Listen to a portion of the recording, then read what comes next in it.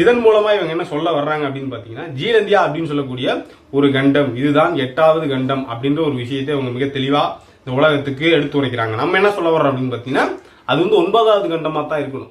குமரி கண்டம் தான் 8வது கண்டம். அதை முதல்ல தேடு ஒரு ஆராய்ச்சி நடத்தினா தான் என்ன முழுமையான ஒரு வரலாறு அப்படிங்கிறது வெளியே வரும் அப்படிங்கிற மாதிரி தான் நமக்கு தோணுது.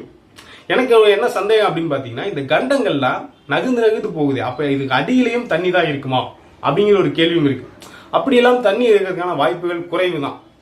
ஏன்னா இந்த உலகத்துல தண்ணி அதிகமா இருக்கு, 100% 75% தண்ணி தான் இருக்கு அப்படின்ற மாதிரியான ஒரு விஷயத்தை எல்லாருமே சொல்றாங்க. ஆனா அது வந்து மிகப்பெரிய ஒரு பொய் அப்படிங்கிற மாதிரி தான் நமக்கு தோணுது. ஏன் அப்படின்னு பாத்தீங்கன்னா, இந்த உலகமே எப்படி சொல்றது, நிலங்களாலையும் அடியில் இருக்கக்கூடிய பாறை குழம்புகளாலையும் எப்படி சொல்றது, நில அடுக்குகளால் ஆனதுதான் இந்த உலகம்.